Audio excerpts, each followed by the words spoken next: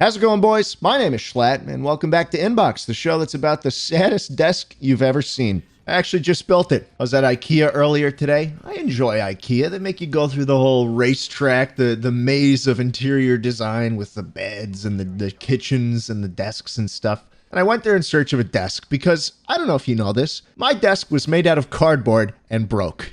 So I go in there looking for a new desk, and everything is out of stock. Boys, they don't have legs. They have no legs for any table, any desk. They're completely out of legs. I had to buy trestles. Do you know what a trestle is? Like, I now have a desk with trestles underneath it, and I feel like I'm living in like the 1600s. I feel like I'm about to get the bubonic plague and die.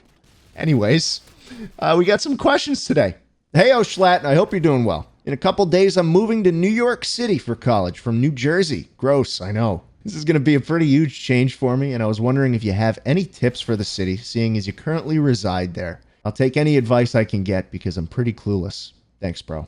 First of all, congrats! You're now in the best third of the tri-state area. If you ever wonder to yourself why all New Yorkers are depressed, it's because the light at the end of the tunnel is New Jersey. I got a couple tips for you that, the average Google search probably won't give you. First of all, when it comes to commuting, save a picture of the subway map to your phone. A full picture of the subway map. Even though you think you're not going to get lost, you might. Not only that, but it's also good for delays, construction, storms, whenever a train doesn't work. And that happens a lot because the MTA sucks ass. You're going to need the map. You're not going to get service down there most of the time. So it's just good. It's just a good thing to have. You pull it out in times of need and you're set. And when I say the MTA sucks ass, the MTA sucks ass. Okay, give yourself a little extra time if you're commuting on the bus, on the subway, on fucking anything that the MTA touch with their grimy little fingers. Give yourself that cushion. You don't want to show up late to your first few classes. It's not going to look good for you. Next, when you're walking through the streets, walk confidently. Your back straight. No slouching. No looking at your phone. You know where you're going, even if you don't. Pretend like you do, because if you don't, if you look like you're nervous, if you look flustered, like if you're looking around, which way is 42nd Street, anyone nearby who's trying to sell you CDs is going to come fucking sprinting for you to try and get you to buy one, okay? And it's not just for CDs, it's in general, your aura pretty much dictates how people will treat you, If you're walking through the street confidently, nobody's going to fuck with you. No one's going to sell you CDs. No one's going to try and get them to give you money. No one's going to ask you what size shoe you wear. And if you hear that, definitely start running. I'm not trying to freak you out or anything. Generally, you'll be fine. My last tip for you, because I want to get to the next question, is don't eat out all the time. God, holy shit. There's a lot of temptations in New York City. There's a fucking McDonald's on every corner. You got Starbucks. The dollar slices are very hard to resist. You like those Frappuccinos that they put in the fucking bottles and put them in the fridge? Buy a Keurig, brew a cup, pour in milk, add a fuck ton of sugar, and you're set. You will save an obscene amount of money. Make your own coffee, bring your own lunch, brown bag it, dude, every day, unless, you got something planned with a friend. This will save you an obscene amount of money. And I think those are some things you should keep in mind as you get acclimated to the city. Welcome, and good luck in school, man. I just got out of freshman year last year, and my parents are pushing me to get a job. Truth be told, I want a job to start making an impact on society.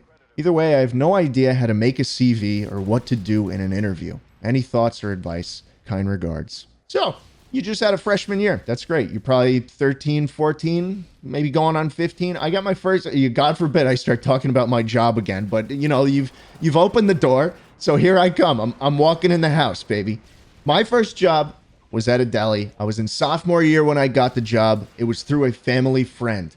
The easiest way to get a job, if you're not of age to actually be able to start working legally, is to ask around. You want to ask friends, you want to ask family friends, anybody. Get the word out that you're looking to work. Someone will always need you. If that's the case, you probably won't need like a formal CV or resume because you're young, and I didn't need one when I was getting into that job, but it'll still be good to have. It'll help you prepare for, a couple years down the road when that's going to be more necessary. So on it, you want to put your school stuff, the grades you get, over the past couple of years, the clubs you're in, what you do in those clubs, whether or not you're a leader in those clubs, which you're probably not now, but you will be soon, and if you play any sports. After that, put like activities, anything to show you're a hard worker. Like, hey, you help dad around the house? I used to help my dad with gardening a lot. We built a fuck ton of like tiny enclosures for plants with wood and netting and stuff. So if you have experience like that, put it on the resume, man. That can't hurt. Next, you want to put on references. These are people who the employer can call just to make sure you are who you say you are. This is anyone who can really speak to how responsible you are, the type of person you are, all that stuff. So coaches, teachers, or the old lady down the road who gives you a bag of cans every week, and you go down to the supermarket can crusher thing and you put each bottle in and you get 5 cents back for each one, and then you take it back to her and she gives you a cut of the money. Anything like that. And that was a very, very specific example, but she's the lady that was on my first resume as my reference. Then just put your hobbies. And don't say you like to fucking play video games, okay? Adults are not going to like that. My boss was still a shithead with that. He talked a lot about how the fucking millennials are ruining everything. They don't show up. They don't do good work. All anyone who's hiring you at 14 or 15 wants you to do, all they expect you to do is to show up and put in the effort, okay? If they want to interview you, and it's probably not going to happen, but if they want to, you just want to stress that point, that you want to work, that your parents aren't forcing you to do it, that you want to work, you want to make the money, you want to show up, and you will put in the effort. And all your resume at that age should do is back up that fact, Once you get a little bit older, like 16, you can go for the Targets and the Walmarts and stuff, but it'll be the same, it'll be the same experience. So good luck, my friend. You're going to do fine. Thank you guys for watching. I hope you guys enjoyed today's episode of Inbox. I'll see you again next week. Peace.